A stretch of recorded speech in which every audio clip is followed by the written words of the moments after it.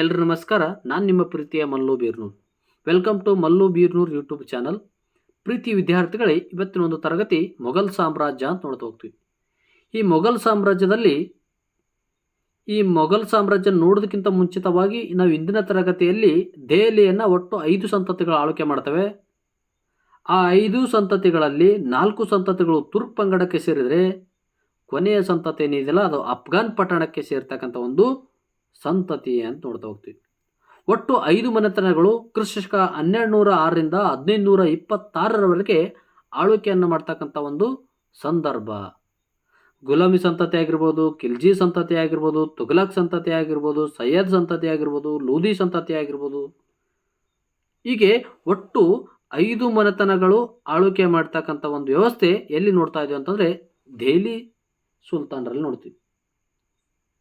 ಈ ಮೊದಲನೇದಾಗಿ ಗುಲಾಮ್ ಸಂತತಿ ಇಲ್ತುಮಸ್ ಅವರ ಆಳ್ವಿಕೆ, ರಜಿಯಾ ಸುಲ್ತಾನರ ಆಳ್ವಿಕೆ, ನಾಸಿರುದ್ದೀನ್ ಮೊಹಮ್ಮದ್ ಶಾ ಅವರ ಆಳ್ವಿಕೆ, ಗಿಯಾಸುದ್ದೀನ್ ಬಲ್ಬನ್ ಅವರ ಆಳ್ವಿಕೆ.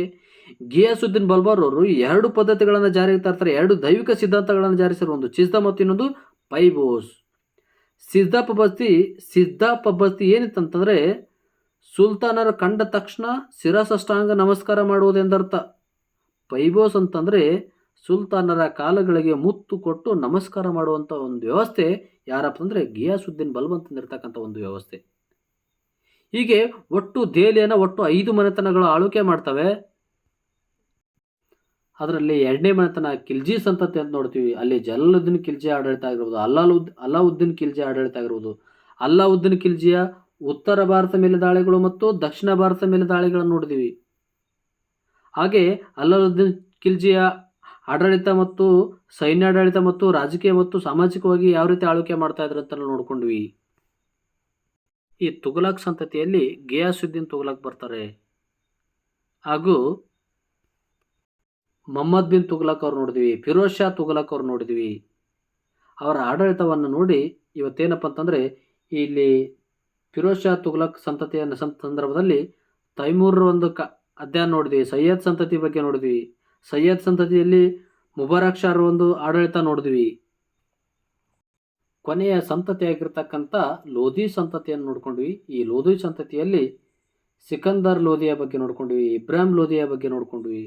ಇದಾದ ನಂತರ ಬರುವುದೇ ಅಂತಂದರೆ ಮೊಘಲ್ ಸಾಮ್ರಾಜ್ಯ.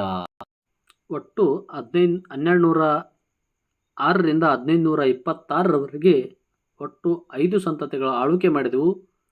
ಆ 5 ಸಂತತಿಯನ್ನು ನೋಡಿಕೊಂಡು ಇವತ್ತೇನಪ್ಪ ಅಂತಂದರೆ ಮೊಘಲ್ ಸಾಮ್ರಾಜ್ಯಕ್ಕೆ ಅಡಿಪಾಯವನ್ನು ಹಾಕ್ತಾ ಇದ್ವಿ. ಈ ಮೊಘಲ್ ಸಾಮ್ರಾಜ್ಯವನ್ನು ಸಂಪೂರ್ಣವಾಗಿ ಈ ಒಂದು ತರಗತಿಯಲ್ಲಿ ನೋಡೋಣ. ಮಧ್ಯಯುಗನ ಭಾರತೀಯ ಇತಿಹಾಸದಲ್ಲಿ ಮೊಘಲ್ ಸಾಮ್ರಾಜ್ಯದ ಒಂದು ವ್ಯವಸ್ಥೆಯನ್ನು ನೋಡ್ತಾ ಹೋಗೋಣ.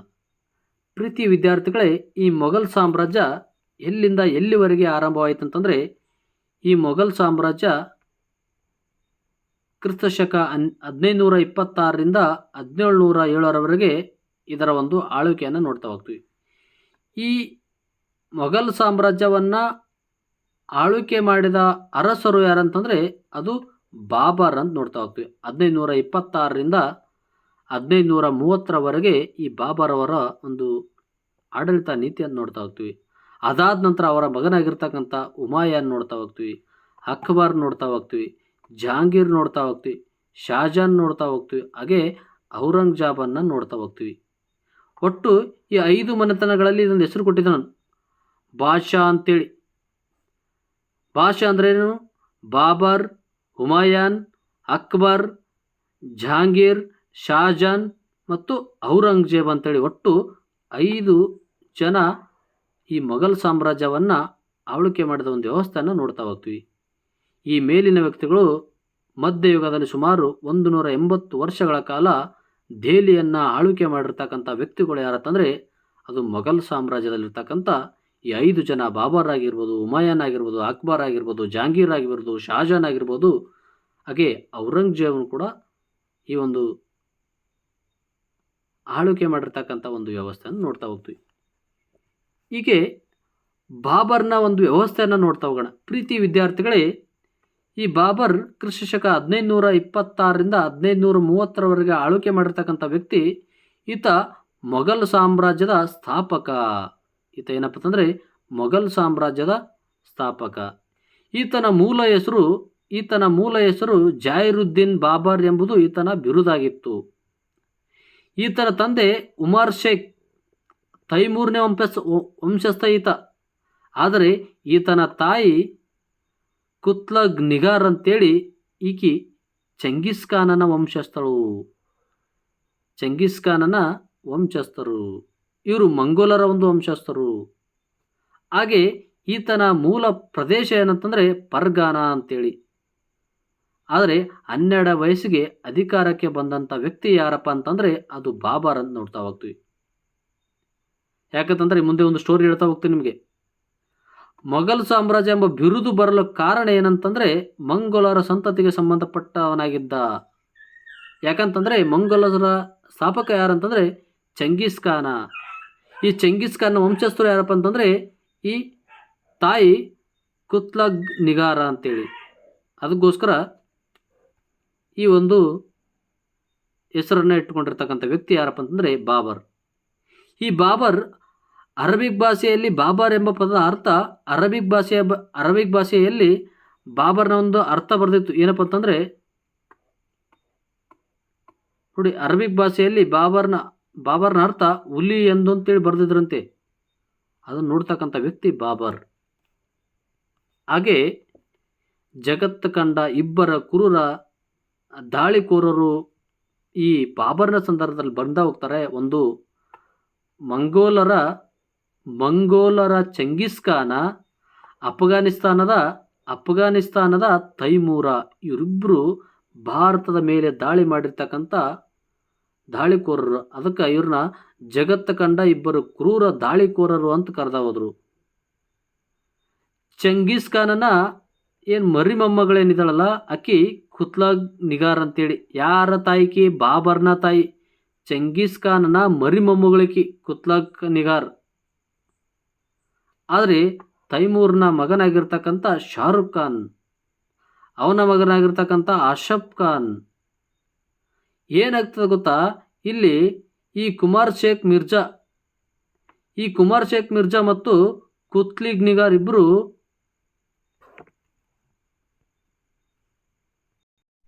ಈ ಉಮರ್ ಶೇಖ್ ಮತ್ತು ಕುತ್ಲಗ್ ನಿಗಾರ್ ಏನಿದ್ರೆ ಇವರಿಬ್ಬರು ಮದುವೆ ಆಗ್ತದೆ. ಇವರಿಬ್ಬರ ಮಗನೇ ಬಾಬರ್ ಅಂತ ನೋಡ್ತಾ ಹೋಗ್ತೀವಿ. ಯಾರಪ್ಪ ಅಂತಂದರೆ ಬಾಬರ್. ಈ ಸಂದರ್ಭದಲ್ಲಿ ಬಾಬರ್ ಉಮರ್ ಶೇಖ್ ಮಿರ್ಜಾ ಅವರಿಂದ ತಂದೆಯಿಂದ ಕತ್ತೆ ವರ್ಷ ಕಲಿತಾನೆ, ಕುದುರೆ ಸವಾರಿ ಮಾಡುವುದನ್ನು ಕಲಿತಾನೆ. ಹಾಗೂ ಈ ಸಂದರ್ಭದಲ್ಲಿ ಉಮರ್ ಶೇಖ್ ಮಿರ್ಜಾ ಅವರು ಸಾವನ್ನಪ್ಪುತ್ತಾರೆ. ಅದೇ ಸಂದರ್ಭದಲ್ಲಿ 1494ರಲ್ಲಿ 12ನೇ ವರ್ಷ ಬಾಬರ್ನಿಗೆ 12ನೇ ವರ್ಷ ಇದ್ದಾಗ ಮಾತ್ರ ಬಾಬರ್ ಆಳ್ವಿಕೆಗೆ ಬರ್ತಾನೆ. ಕ್ರಿಸ್ತಶಕ 1212ನೇ ವಯಸ್ಸಿನಲ್ಲಿ 1494ರಲ್ಲಿ ಆಳ್ವಿಕೆ ಬಂದಿರತಕ್ಕಂಥ ವ್ಯಕ್ತಿ ಯಾರಪ್ಪ ಅಂತಂದರೆ ಬಾಬರ್. ಯಾಕಂತಂದರೆ ಈ ಉಮರ್ ಶೇಖ್ ಏನಿದಲ್ಲ ಈ ಸಂದರ್ಭದಲ್ಲಿ ನಿಧನ ಹೊಂದ್ತಾನೆ. ಆ ಸಂದರ್ಭದಲ್ಲಿ ಬಾಬರ್ 12ನೇ ವಯಸ್ಸಿನ ಮಗ ಆಗಿದ್ದರಿಂದ 12ನೇ ವಯಸ್ಸಿನಲ್ಲಿ ಅಧಿಕಾರಕ್ಕೆ ಬಂದಿರತಕ್ಕಂಥ ವ್ಯಕ್ತಿ ಯಾರಪ್ಪ ಅಂತಂದರೆ ಬಾಬರ್ ಅಂತ ನೋಡ್ತಾ ಹೋಗ್ತೀವಿ. ಬಾಬರ್ನ ಮೊದಲ ಹೆಸರು ಜೈರುದ್ದೀನ್ ಮೊಹಮ್ಮದ್ ಬಾಬರ್ ಅಂತೇಳಿ. ಬಾಬರ್ನ ಮೊದಲ ಹೆಸರು ಏನಪ್ಪ ಅಂತಂದರೆ ಜೈರುದ್ದೀನ್ ಮೊಹಮ್ಮದ್ ಬಾಬರ್ ಅಂತೇಳಿ. ಈತನ ತಂದೆ ಯಾರಪ್ಪ ಅಂತಂದರೆ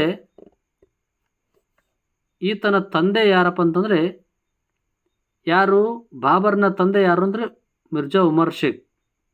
ಈತ ಏನು ಮಾಡ್ತಾನಂತಂದರೆ ತನ್ನ ತಂದೆ ಕತ್ತೆ ವರ್ಷ ಹಾಗೂ ಕುದುರೆಯ ಸವಾರಿ ಮಾಡ್ತಕ್ಕಂಥ ಸಂದರ್ಭದಲ್ಲಿ ಕಲಿತುಕೊಂಡು ಟರ್ಕಿ ವಿದ್ಯೆಯನ್ನು ಕಲಿತುಕೊಂಡು ಕ್ರಿಸ್ತಶಕ 1494ರಲ್ಲಿ ತಂದೆ ತೀರಿಕೊಂಡ ನಂತರ ಅಧಿಕಾರಕ್ಕೆ ಬಂದಿರತಕ್ಕಂಥ ವ್ಯಕ್ತಿ. ಈತ ಅಫ್ಘಾನಿಸ್ತಾನದ ಪರ್ಗಾನ ಪ್ರದೇಶಕ್ಕೆ ರಾಜನಾಗಿ ಅಧಿಕಾರಕ್ಕೆ ಬರ್ತಾನೆ. ಹಾಗೆ ಅಫ್ಘಾನಿಸ್ತಾನದ ಸಮರಖಂಡದ ಮೇಲೆ ಗೆಲ್ಲುವ ಬಯಕೆಯನ್ನು ಹೊಂದಿರತಕ್ಕಂಥ ವ್ಯಕ್ತಿ ಯಾರಪ್ಪ ಅಂತಂದರೆ ಅದು ಬಾಬರ್ ಅಂತ ನೋಡ್ತೀವಿ. ಮೊಟ್ಟ ಮೊದಲಾಗಿ ಏನು ಅಧಿಕಾರಕ್ಕೆ ಬರ್ತಾನಲ್ಲ, ಅಧಿಕಾರಕ್ಕೆ ಬಂದ ತಕ್ಷಣವೇ ಏನಪ್ಪ ಅಂತಂದರೆ ಅಫ್ಘಾನ್ ಪಟ್ಟಣವನ್ನು ಗೆಲ್ಲಬೇಕು ಅಂತೇಳಿ ಆಸೆಯನ್ನು ಇಟ್ಕೊಂಡಿರ್ತಕ್ಕಂಥ ವ್ಯಕ್ತಿ. ಆದರೆ ಆ ಗೆದ್ದಂಥ ಪ್ರದೇಶವನ್ನು 100 ದಿನಗಳ ಕಾಲ ಮಾತ್ರ ಆಳ್ವಿಕೆ ಮಾಡಲು ಸಾಧ್ಯವಾಯಿತು. ಕಾರಣ ತೈಮೂರನ ಮುತ್ತಾತನ ಆ ಪ್ರದೇಶವನ್ನು ಆಳ್ತಾ ಇದ್ದ. ತೈಮೂರನ ಮುತ್ತಾತನಲ್ಲ, ಆ ಪ್ರದೇಶವನ್ನು ಆಳ್ತಿದ್ದ. ಅದಕ್ಕೋಸ್ಕರ ಅವನಿಗೆ ಕೇವಲ 100 ದಿನಗಳ ಕಾಲ ಆ ಪ್ರದೇಶವನ್ನು ಆಳ್ವಿಕೆ ಮಾಡಲು ಸಹಾಯಕವಾಯಿತು. ಹಾಗೆ ಅಫ್ಘಾನಿಸ್ತಾನದ ಮೇಲೆ ದಾಳಿ ಮಾಡ್ತಾನೆ. ಎರಡನೇದಾಗಿ ಅಫ್ಘಾನಿಸ್ತಾನದ ಮೇಲೆ ದಾಳಿ ಮಾಡುವ ಸಂದರ್ಭದಲ್ಲಿ ಅನಾರೋಗ್ಯದಿಂದ ಕಾರಣದಿಂದ 3 ತಿಂಗಳ ಕಾಲ ಹಾಸಿಗೆ ಹಿಡಿದ್ಬಿಟ್ಟ. ಯಾರು? ಬಾಬರ್ಕ ಹಾಸಿಗೆ ಹಿಡ್ದ. ಈ ವಿಷಯವನ್ನು ತಿಳಿದಿರ್ತಕ್ಕಂಥ ಅವನ ಸುತ್ತಮುತ್ತಲ ಜನರು ಏನು ಮಾಡ್ತಾರೆ ಗೊತ್ತಾ? ಬಾಬರ್ನ ಹೇಗಾದರೂ ಮಾಡಿ ಈ ಸಂದರ್ಭದಲ್ಲಿ ಸೋಲಿಸ್ಬೇಕಂತೇಳಿ ಬಾಬರ್ನ ಮೇಲೆ ದಾಳಿ ಮಾಡ್ತಾರೆ. ಇದೇ ಸಂದರ್ಭದಲ್ಲಿ ಪರಗಾನ ಮತ್ತು ಸಮರಕಂಡದ ಜನರು ಸೇರಿಕೊಂಡು ಬಾಬರ್ನನ್ನು ಸೋಲಿಸಿ ಆ ಪ್ರದೇಶವನ್ನು ಆಳ್ವಿಕೆ ಮಾಡಲು ತೊಡಗಿಬಿಟ್ರು. ಸೋತ ಪ್ರದೇಶವನ್ನು ಮತ್ತೆ ಗೆಲ್ಲುವ ಬಯಕೆಯಿಂದ ಹಲವು ದಿನಗಳ ಕಾಲ ಗುಡ್ಡಗಾಡು ಪ್ರದೇಶಗಳಲ್ಲಿ ಪ್ರವೇಶ ಮಾಡಿ ಸುತ್ತಾಡಿ ಸೈನ್ಯವನ್ನು ಕಟ್ಟಿ ಪರಗಾನ ಮತ್ತು ಸಮರಕೊಂಡವನ್ನು ಕ್ರಿಸ್ತಶಕ 1497ರಲ್ಲಿ ಗೆದ್ದುಕೊಂಡಿರ್ತಕ್ಕಂಥ ವ್ಯಕ್ತಿ ಯಾರಪ್ಪ ಅಂತಂದರೆ ಅದು ಬಾಬರ್ ಅಂತ ನೋಡ್ತಾ ಹೋಗ್ತೀವಿ. ನೋಡಿ, ಅನಾರೋಗ್ಯದ ಸಂದರ್ಭದಲ್ಲಿ ಅಲ್ಲಿರ್ತಕ್ಕಂಥ ಅವನು ಸುತ್ತಮುತ್ತ ಇರ್ತಕ್ಕಂಥ ವ್ಯಕ್ತಿಗಳು ಏನು ಮಾಡ್ಯಾರ ಅಂತಂದರೆ ಬಾಬರ್ ಸತ್ತು ಹೋದಂತೂ ಸುದ್ದಿಯನ್ನು ಓಡಿಸ್ತಾರೆ. ಬಾಬರ್ ತೀರಿಕೊಂಡದಂತೇಳಿ ಸುಳ್ಳು ಸುದ್ದಿ ಎಬ್ಬಿಸಿ ಆ ಬಾಬರ್ನ ಒಂದು ಪ್ರದೇಶದ ಮೇಲೆ ದಾಳಿ ಮಾಡಿ ಆ ಪ್ರದೇಶವನ್ನು ಈ ಪರಗಾನ ಮತ್ತು ಸಮರಕಂಡ, ಇದು ಅಫ್ಘಾನಿಸ್ತಾನದ 2 ಪ್ರದೇಶಗಳು, ಒಂದು ಬೌದ್ಧ ಪ್ರದೇಶಗಳು, ಆ ಪ್ರದೇಶಗಳನ್ನು ಗೆದ್ದುಕೊಳ್ತಾರೆ. ಆ ನಂತರ ಅದೇ ಚಾಲೆಂಜಿಂಗ್ ಮಾಡಿಕೊಂಡು 1497ರಲ್ಲಿ ಆ ಪ್ರದೇಶವನ್ನು ಮತ್ತೆ ವಾಪಸ್ ಕರ್ತಾನೆ. ಇದೇ ಸಂದರ್ಭದಲ್ಲಿ ಒಬ್ಬ ಇತಿಹಾಸಕಾರ ಬಾಬರ್ನ ಬಗ್ಗೆ ವ್ಯಕ್ತಪಡಿಸ್ತಾ ಹೋಗ್ತಾನೆ. ಲೇನ್ ಪೂನ್ ಎಂಬ ಇತಿಹಾಸಕಾರ ಬಾಬರ್ನಿಗೆ ಪರಗಾನದ ಯುವರಾಜ ನಾಯಕ ಆಗಿರುವ ಬಾಬರ್ ತನ್ನ ಗುರಿಯನ್ನು ಈಡೇರಿಸಿಕೊಳ್ಳಲು ಜಗತ್ತಿನಲ್ಲಿ ಇವನಷ್ಟು ಯಾರೂ ಕಷ್ಟಪಟ್ಟಿಲ್ಲ ಅಂತೇಳಿ ಒಂದು ಲೇಖನವನ್ನು ಬರಿತಾನೆ, ಒಂದು ಸಂದೇಶವನ್ನು ಬರಿತಾನೆ. ಯಾರಪ್ಪ ಅಂತಂದ್ರೆ ಲೇನ್ಪನ್. ಭಾರತ ದೇಶದ ಇತಿಹಾಸದಲ್ಲಿ ಪರಗಾನದ ಯುವರಾಜನಾಗಿರ್ತಕ್ಕಂಥ ಬಾಬರ್ನು ತನ್ನ ಗುರಿಯನ್ನು ಮುಟ್ಟಲು ಇಷ್ಟೊಂದು ಕಷ್ಟಪಟ್ಟಿದ್ದು ಈ ಜಗತ್ತಿನಲ್ಲಿ ಯಾರಲ್ಲ ಅಂತೇಳಿ ವ್ಯಕ್ತಪಡಿಸ್ತಾ ಹೋಗ್ತಾನೆ. ಇದೇ ಸಂದರ್ಭದಲ್ಲಿ ಲೋಧಿ ಸಂತತಿಯ ಆಳುತ್ತಿದ್ದಕ್ಕಂಥ ವ್ಯಕ್ತಿ ಯಾರಪ್ಪ ಅಂದರೆ ಇಬ್ರಾಹಿಂ ಲೋಧಿ. ಹೇಗಾದರೂ ಮಾಡಿ ಬಾಬರ್ನನ್ನು ಸೋಲಿಸಬೇಕಂತೇಳಿ ರಾಣಾ ಸಂಗ್ರಾಮ್ ಹಾಗೂ ಅಲಂ ಖಾನನ್ನು ಭಾರತಕ್ಕೆ ಆಹ್ವಾನ ಮಾಡಿಕೊಡ್ತಾನೆ. ಈ ಇಬ್ರಾಹಿಂ ಲೋಧಿ ಏನು ಮಾಡ್ತಾನೆ ಅಂತಂದರೆ ಹೇಗಾದರೂ ಮಾಡಿ ಬಾಬರ್ನನ್ನು ಸೋಲಿಸ್ಬೇಕಂತೇಳಿ ಅಫ್ಘಾನಿಸ್ತಾನ ಮತ್ತು ಸಮರಕಂಡವನ್ನು ಆಳ್ವಿಕೆ ಮಾಡಿರ್ತಕ್ಕಂಥ ಇಬ್ಬರು ವ್ಯಕ್ತಿಗಳು ಯಾರಪ್ಪ ಅಂತಂದರೆ ಆ ಸಂಗ್ರಾಮ್ ಖಾನ್ ಮತ್ತು ಅಲಂ ಖಾನ್ ಇಬ್ಬರತ್ತ ಭಾರತಕ್ಕೆ ಆಹ್ವಾನ ಮಾಡಿಕೊಳ್ತಾನೆ. ಇದೇ ಸಂದರ್ಭದಲ್ಲಿ ಬಾಬರ್ನಿಗೆ ಅಫ್ಘಾನಿಸ್ತಾನದ ಟ್ರಾನ್ಸಿಕ್ಸಿ ಎಂಬ ಪ್ರದೇಶದಲ್ಲಿ 111 ವರ್ಷದ ಮುದುಕಿ ಏನು ಹೇಳ್ತಾಳೆ ಗೊತ್ತಾ? 111 ವರ್ಷದ ಮುದುಕಿ ಭೇಟಿಯಾಗಿ ಬಾಬರ್ನಿಗೆ ಒಂದು ಕಥೆಯನ್ನು ಹೇಳ್ತಾಳೆ, ವರ್ಣರಂಜಿತವಾದ ಕಥೆಯನ್ನು ಹೇಳ್ತಾಳೆ. ಏನು ಕಥೆ ಗೊತ್ತಾ? ಹಿಂದೆ ತೈಮೂರು ಎಂಬನು ದೆಹಲಿ ಮೇಲೆ ದಾಳಿ ಮಾಡಿ 1,00,000 ಜನರನ್ನು ಕೊಂದು ಸಮರಕಂಡವನ್ನು ಪಡೆದುಕೊಂಡ ಇಂಥ ಒಂದು ಕ್ರೌರ್ಯ ಘಟನೆ ಎಲ್ಲಿಪ್ಪ ಅಂತಂದರೆ ತೈಮೂರು ಮಾಡಿದ್ದ. ಆ ಕಥೆಯನ್ನು ನೀನು ಮುಂದುವರಿಸಬೇಡ ಅಂತೇಳಿ ಒಂದು ವರ್ಣರಂಜಿತವಾದ ಒಂದು ಕಥೆಯನ್ನು ಹೇಳಿದ್ಲು. ಆ ಕಥೆಯನ್ನು ಕೇಳಿರ್ತಕ್ಕಂಥ ಬಾಬರ್ ಹುಮ್ಮಸ್ಸಿನಿಂದ ಮತ್ತೆ ನಾನು ಆ ಎಲ್ಲ ಪ್ರದೇಶವನ್ನು ಗೆಲ್ಲಬೇಕು ಅಂತೇಳಿ ಈ ಕಥೆಯನ್ನು ಕೇಳಿರ್ತಕ್ಕಂಥ ಬಾಬರ್ ನಂತರ ಎಲ್ಲಿಂದ ಭಾರತದ ಮೇಲೆ ದಾಳಿ ಮಾಡಲು ಮುಂದಾಗ್ಬಿಟ್ಟ. ಇದೇ ಸಂದರ್ಭದಲ್ಲಿ ಭಾರತದ ಮೇಲೆ ದಾಳಿ ಮಾಡಲು ಬಾಬರ್ ಬಂದಿರತಕ್ಕಂಥದ್ದು ಮೊಟ್ಟ ಮೊದಲದಾಗಿ. ಇಲ್ಲಿ ತನಕ ಭಾರತ ಮೇಲೆ ದಾಳಿ ಮಾಡಬೇಕಂತೇಳಿ ಯಾವತ್ತು ಅನಿಸಿರಲಿಲ್ಲ ಅವನಿಗೆ. ಯಾವಾಗ ಒಂದು ಅಜ್ಜಿ ಈ ಕಥೆಯನ್ನು ಹೇಳಿದ ತಕ್ಷಣ ತೈಮೂರ್ ಇಷ್ಟೆಲ್ಲ ಸರ್ವನಾಶ ಮಾಡಿದನಂತೇಳಿ ವಿಷಯವನ್ನು ತಿಳಿಸಿದ ತಕ್ಷಣ ಆ ಅಜ್ಜಿಯ ಮಾತಿಗೆ ಹೋಗೊಟ್ಟು ಭಾರತ ಮೇಲೆ ದಾಳಿ ಮಾಡಲು ಇಲ್ಲಿಂದ ಆರಂಭ ಮಾಡ್ತಕ್ಕಂಥ ವ್ಯಕ್ತಿ ಯಾರಪ್ಪ ಅಂತಂದರೆ ಅದು ಬಾಬರ್ ಅಂತ ನೋಡ್ತಾ ಹೋಗ್ತೀವಿ. ಒಟ್ಟು ಭಾರತ ಮೇಲೆ 5 ಬಾರಿ ದಾಳಿ ಮಾಡ್ತಾನೆ. ಈ 5 ಬಾರಿ ದಾಳಿಯಲ್ಲಿ ಮೊದಲೇದಾಗಿ ಕ್ರಿಸ್ತಶಕ 1519ರಲ್ಲಿ ಮೊದಲೇ ದಾಳಿ. ಅದೇ ವರ್ಷ ಮತ್ತೆ ಇನ್ನೊಂದ್ಸಲ ದಾಳಿ ಮಾಡ್ತಾನೆ. 1519ರಲ್ಲಿ 2ನೇ ದಾಳಿ ಕೂಡ ಮಾಡ್ತಾನೆ. ಆಮೇಲೆ ಕ್ರಿಸ್ತಶಕ 1520ರಲ್ಲಿ 3ನೇ ದಾಳಿ ಮಾಡಿ, ಕ್ರಿಸ್ತಶಕ 1521ರಲ್ಲಿ 4ನೇ ದಾಳಿ ಮಾಡಿ, ಕ್ರಿಸ್ತಶಕ 1524ರಲ್ಲಿ 5ನೇ ದಾಳಿ ಮಾಡಿ ಲಾಹೋರಿನ ಮೇಲೆ 5ನೇ ದಾಳಿ ಮಾಡಿ ಇಬ್ರಾಹಿಂ ಲೋಧಿಯನ್ನು ಸೋಲಿಸಿ ಮರಳಿ ಅವನು ತನ್ನ ದೇಶಕ್ಕೆ ಹೋಗ್ಬಿಟ್ಟ. ಎಲ್ಲಿಗೆ? ಅಫ್ಘಾನಿಸ್ತಾನಕ್ಕೆ ಹೋದ. ಯಾವಾಗ ಕ್ರಿಸ್ತಶಕ 1524ರಲ್ಲಿ 5ನೇ ದಾಳಿ ಮಾಡಿ ಲಾಹೋರಿನ ಮೇಲೆ ದಾಳಿ ಮಾಡಿ ಇಬ್ರಾಹಿಂ ಲೋಧಿಯನ್ನು ಸೋಲಿಸಿ ಇಬ್ರಾಹಿಂ ಲೋಧಿಯಿಂದ ಸೋತು ಮರಳಿ ಏನು ಮಾಡ್ತಾನೆ? ತನ್ನ ಪ್ರದೇಶಕ್ಕೆ ಹೋಗ್ತಾನೆ. ನಂತರ 1526ರಲ್ಲಿ ಏಪ್ರಿಲ್ ತಿಂಗಳ ಮರಳಿ ವಾಪಸ್ ಬರ್ತಾನೆ. ಸೋತಿರ್ತಕ್ಕಂಥ ಬಾಬರ್, ಇಬ್ರಾಹಿಂ ಲೋಧಿಯ ಸೈನ್ಯವನ್ನು ನೋಡಿ ಸೋತಿರ್ತಕ್ಕಂಥ ಬಾಬರ್ ಮರಳಿ ತನ್ನ ಅಫ್ಘಾನಿಸ್ತಾನಕ್ಕೆ ಹೋಗಿ ನಂತರ 1526ರಲ್ಲಿ ಏಪ್ರಿಲ್ ತಿಂಗಳ ಮರಳಿ ಭಾರತಕ್ಕೆ ಬಂದಿರತಕ್ಕಂಥ ವ್ಯಕ್ತಿ ಯಾರಪ್ಪ ಅಂತಂದರೆ ಅದು ಬಾಬರ್ ಅಂತ ನೋಡ್ತಾ ಹೋಗ್ತೀವಿ. ಕ್ರಿಸ್ತಶಕ 1526 ಏಪ್ರಿಲ್ 12ರಂದು ಹಾಗೂ ಏಪ್ರಿಲ್ 12ರಿಂದ ಏಪ್ರಿಲ್ 21ರವರೆಗೆ ಒಟ್ಟು 8 ದಿನಗಳ ಕಾಲ ಬಾಬರ್ ಮತ್ತು ಇಬ್ರಾಹಿಂ ಲೋಧಿಯ ಮಧ್ಯೆ ಮೊದಲನೇ ಪಾಣಿಪತ್ ಯುದ್ಧ ನಡೆಯುತ್ತದೆ. ಆದರೆ ಇಬ್ರಾಹಿಂ ಲೋಧಿಯು 8 ದಿನಗಳ ಕಾಲ ಬಾಬರ್ರ ಒಂದು ಸೈನ್ಯವನ್ನು ತನ್ನ ಹತ್ತಿರದಲ್ಲಿ ಬಿಟ್ಟುಕೊಳ್ಳಾರದ ರೀತಿಯಲ್ಲಿ ಯುದ್ಧವನ್ನು ಮಾಡಿರ್ತಕ್ಕಂಥ ವ್ಯಕ್ತಿ ಯಾರಪ್ಪ ಅಂತಂದರೆ ಇಬ್ರಾಹಿಂ ಲೋಧಿ. ಈ ವಿಷಯವನ್ನು ಅರಿತುಕೊಂಡಿರ್ತಕ್ಕಂಥ ಬಾಬರ್ ಏನು ಮಾಡ್ತಾನೆ ಗೊತ್ತಾ? ಇಬ್ರಾಹಿಂ ಲೋಧಿಯ ಬೃಹತ್ ಸೈನ್ಯವನ್ನು ನೋಡಿ, ಇಬ್ರಾಹಿಂ ಲೋಧಿಯ ಸೈನ್ಯದ ಆಡಳಿತವನ್ನು ನೋಡಿ, ಸೈನಿಕರನ್ನು ನೋಡಿ ಒಂದು ತಂತ್ರವನ್ನು ಉಪಯೋಗಿಸ್ಕೊಳ್ತಾನೆ ಈ ಸಂದರ್ಭದಲ್ಲಿ. ಯಾಕಂತಂದರೆ ಬಾಬರ್ ಸೈನ್ಯ ತನ್ನ ಸೈನ್ಯ ಕೂಡ ಅಷ್ಟೊಂದು ಬಲಶಾಲಿ ಆಗಿರಲಿಲ್ಲ. ಯಾಕಂದರೆ ಇಬ್ರಾಹಿಂ ಲೋಧಿ ಅಷ್ಟು ಬಲಶಾಲಿಯಾದ ಸೈನ್ಯವನ್ನು ಕಟ್ಟಿಕೊಂಡಿದ್ದ. ಈ ಸಂದರ್ಭದಲ್ಲಿ ಬಾಬರ್ ಏನು ಮಾಡ್ತಾನೆ ಗೊತ್ತಾ? ಒಂದು ಯುದ್ಧ ನೀತಿಯನ್ನು ಅನುಸರಿಸ್ತಾನ. ಏನು ಮಾಡ್ತಾನ? ಒಂದು ಯುದ್ಧ ನೀತಿಯನ್ನು ಅನುಸರಿಸ್ತಾನ. ಯಾವ ಯುದ್ಧ ನೀತಿಯಪ್ಪ ಅಂದರೆ ತುಲುಗಾಮ ಎಂಬ ಯುದ್ಧ ನೀತಿ. ಈ ತುಲುಗಾಮ ಎಂಬ ಯುದ್ಧ ನೀತಿಯ ಮುಖ್ಯ ಉದ್ದೇಶ ಏನಾಗಿತ್ತು ಗೊತ್ತಾ? 2 ಸೈನ್ಯವನ್ನು ಬೇರೆ ಬೇರೆ ಮಾಡ್ತಾ ಇದ್ದ. ಇಬ್ರಾಹಿಂ ಲೋಧಿ ತನ್ನ ಸೈನ್ಯವನ್ನು 2 ಭಾಗ ಮಾಡಿ ಒಂದು ಭಾಗ ಮುಂದಿನಿಂದ ದಾಳಿ ಮಾಡಿದ್ರೆ ಇನ್ನೊಂದು ಭಾಗ ಸೈನ್ಯದ ಯಾರಪ್ಪ ಅಂತಂದರೆ ಇಬ್ರಾಹಿಂ ಲೋಧಿಯ ಸೈನ್ಯದ ಹಿಂದಿನಿಂದ ದಾಳಿ ಮಾಡಲು ಸೂಚನೆ ಕೊಡ್ತಾ ಇದ್ದ. ಯಾಕಂತಂದರೆ ಹೇಗಾದರೂ ಮಾಡಿ ನಾನು ಇಬ್ರಾಹಿಂ ಲೋಧಿಯನ್ನು ಸೋಲಿಸ್ಬೇಕಂತೇಳಿ ಒಂದು ಸೈನ್ಯದಿಂದ ಮುಂದೆ ದಾಳಿ ಮಾಡ್ತಕ್ಕಂಥ ಒಂದು ಸಂದರ್ಭದಲ್ಲಿ ಈ ಇಬ್ರಾಹಿಂ ಲೋಧಿ ಏನು ಮಾಡ್ತಾನಂತಂದರೆ ಹಿಂದಿನಿಂದ ಒಂದು ಸೈನ್ಯವನ್ನು ಕಳಿಸಿ ಫಿರಂಗಿಗಳಿಂದ ಆ ಸೈನ್ಯವನ್ನು ಸಂಪೂರ್ಣವಾಗಿ ನಾಶ ಮಾಡ್ತಾನೆ. ಯಾವುದಪ್ಪ ಅಂದರೆ ಇಬ್ರಾಹಿಂ ಲೋಧಿಯ ಒಂದು ಸೈನ್ಯವನ್ನು ಸಂಪೂರ್ಣವನ್ನಾಗಿ ನಾಶ ಮಾಡತಕ್ಕಂಥ ವ್ಯಕ್ತಿ ಯಾರಪ್ಪ ಅಂತಂದರೆ ಬಾಬರ್ ಅಂತ ನೋಡ್ತಾ ಹೋಗ್ತೀವಿ. ಒಂದು ಶತ್ರು ಸೈನ್ಯದ ಹಿಂದೆ ಕಳಿಸಿ ಫಿರಂಗಿಗಳಿಂದ ಯುದ್ಧ ಮಾಡಿ ದೆಹಲಿಯನ್ನು ಗೆದ್ದುಕೊಂಡ್ಬಿಟ್ಟ. ಆ ಗೆದ್ದ ಪ್ರದೇಶವನ್ನು ಮತ್ತೆ ಇದು ಮಾಡೋಕ್ಕಾಗಿ ದೇಶದ ಪ್ರಮುಖ ಉಸ್ತುವಾರಿ ಆ ಪ್ರದೇಶವನ್ನು ಗೆದ್ದಿರ್ತಾನಲ್ಲ, ಆ ಪ್ರದೇಶವನ್ನು ಗೆದ್ದ ದೆಹಲಿಯನ್ನು ಆಳ್ವಿಕೆ ಮಾಡ್ತಕ್ಕಂಥ ಸಂದರ್ಭದಲ್ಲಿ ದೆಹಲಿಯಲ್ಲಿ ಒಂದು ವಸ್ತು ಇರ್ತದೆ. ಯಾವುದಪ್ಪ ಅಂದರೆ ಕೊಹಿನೂರು ವಜ್ರವನ್ನು ತೆಗೆದುಕೊಳ್ತಾನೆ. ಆ ಯುದ್ಧದ ಸಂದರ್ಭದಲ್ಲಿ ಈ ಕೊಹಿನೂರು ವಜ್ರವನ್ನು ತೆಗೆದುಕೊಂಡ ವ್ಯಕ್ತಿ ಬಾಬರ್ನೇ. ಈ ಕೊಹಿನೂರು ವಜ್ರದ ಮೌಲ್ಯ ಏನು ಗೊತ್ತಾ? ಈ ಕೊಹಿನೂರು ವಜ್ರದ ಮೌಲ್ಯ ವಿಶ್ವದ ಜನರಲ್ಲೂ ಅರ್ಧ ದಿನ ಏನು ಬಳಕೆ ಮಾಡ್ತಾರೆ, ಅರ್ಧ ದಿನ ಖರ್ಚು ಮಾಡ್ತಾರಲ್ಲ ಅಷ್ಟು ಕೂಡ ಆ ವಜ್ರದ ಒಂದು ಮೌಲ್ಯವಾಗಿತ್ತು. ಅದು ಭಾರತಕ್ಕೆ ಹೋಲಿಸಿದರೆ ಭಾರತೀಯರು 2 ದಿನ ಎಷ್ಟು ಖರ್ಚು ಮಾಡ್ತಾರಲ್ಲ ಊಟಕ್ಕೆ ವಸ್ತಿಗಾಗಲಿ ಅದೆಲ್ಲ ಖರ್ಚು ಈ ಕೊಹಿನೂರು ವಜ್ರ 1 ದಿನ ಅಷ್ಟೊಂದು ಸಂಪದ್ಭರಿತ ಆಗುತ್ತ ಒಂದು ವಸ್ತು ಕೊಹಿನೂರು ವಜ್ರ. ತನ್ನ ತಾಯಿ ಈ ಸಂದರ್ಭದಲ್ಲಿ ದೆಹಲಿಯನ್ನು ಗೆದ್ದಿರ್ತಕ್ಕಂಥ ಬಾಬರ್ ಏನು ಮಾಡ್ತಾನೆ ಗೊತ್ತಾ?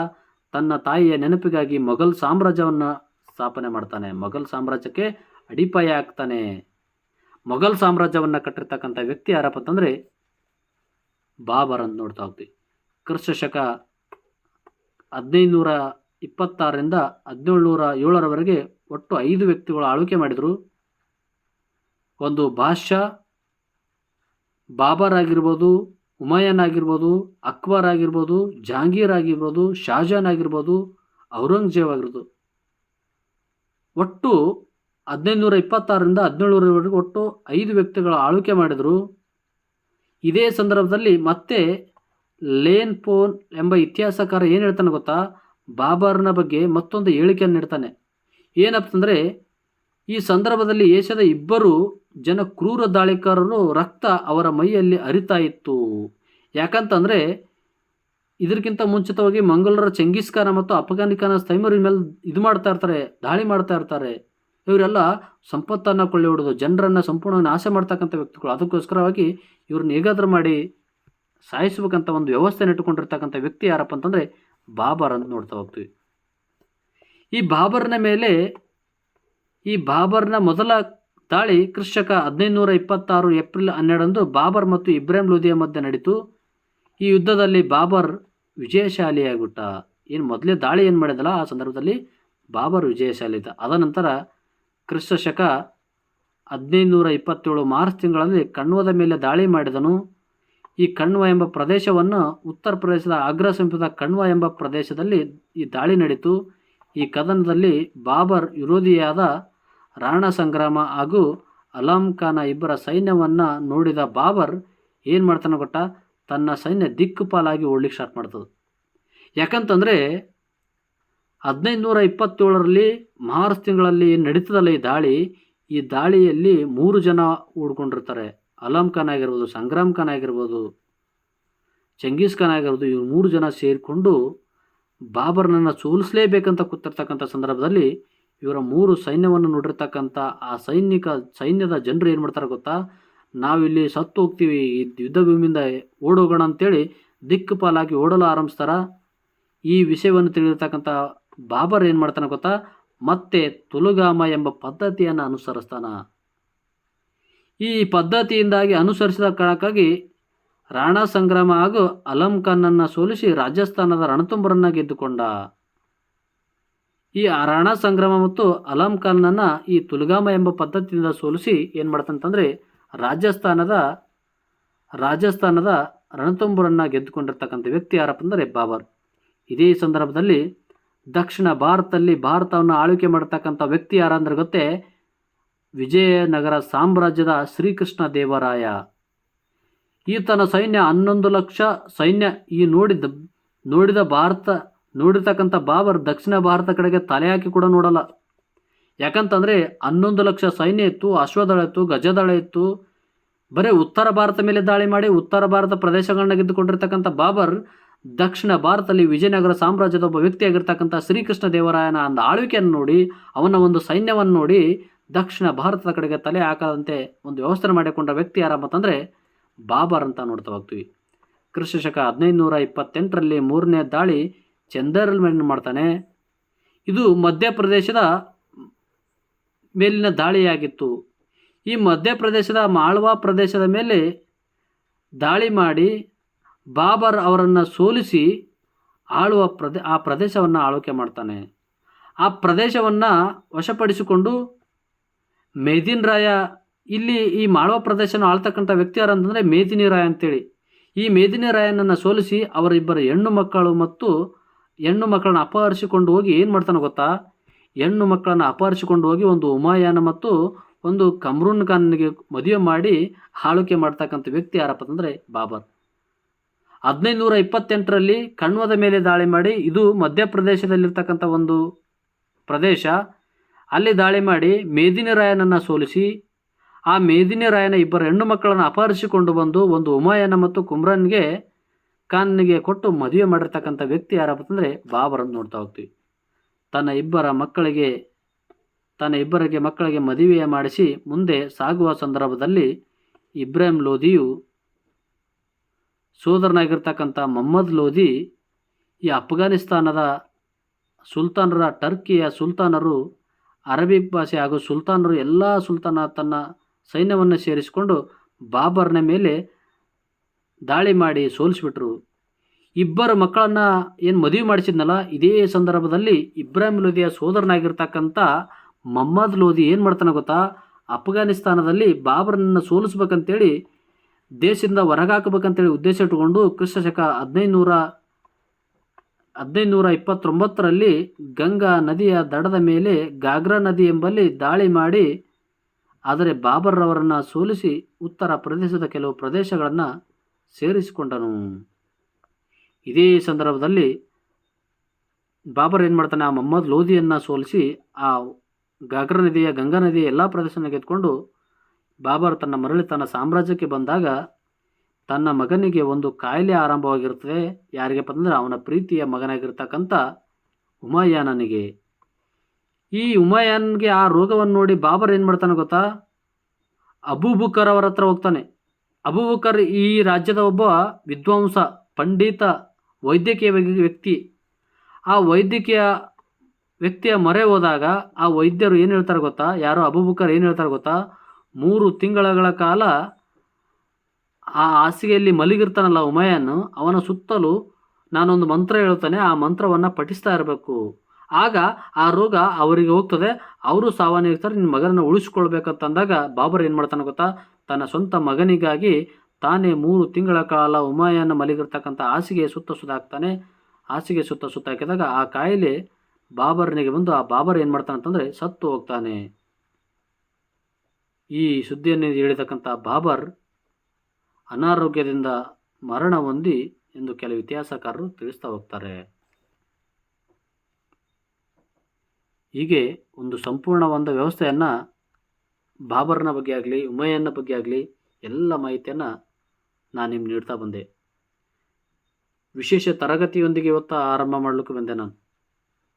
ಹೀಗೆ ಒಂದು ಸಂಪೂರ್ಣ ವ್ಯವಸ್ಥೆ ನೋಡಿರ್ತಕ್ಕಂಥ ಬಾಬರ್ನ ಒಂದು ನಿಯಮವನ್ನು ನೋಡಿರ್ತಕ್ಕಂಥ ನಾವುಗಳು ಈ ಪಾಠವನ್ನು ಹೀಗೆ ಚೆನ್ನಾಗಿ ಹೇಳಿದನೆಂದು ಭಾವಿಸ್ತೀನಿ. ಹೀಗೆ ಹೆಚ್ಚಿನ ತರಗತಿಗಳಿಗಾಗಿ ಲೈಕ್ ಮಾಡಿರಿ, ಶೇರ್ ಮಾಡಿರಿ, ಸಬ್ಸ್ಕ್ರೈಬ್ ಮಾಡಿರಿ, ಆದಷ್ಟು ಎಲ್ಲ ಜನರಿಗೆ ತಿಳಿಸ್ತಾ ಹೋಗ್ರಿ ಅಂತೇಳಿ ಇವತ್ತಿನ ಒಂದು ತರಗತಿಯನ್ನು ಇಲ್ಲಿಗೆ ಮುಗಿಸ್ತಾ ಇದ್ದೇನೆ. ಧನ್ಯವಾದಗಳು.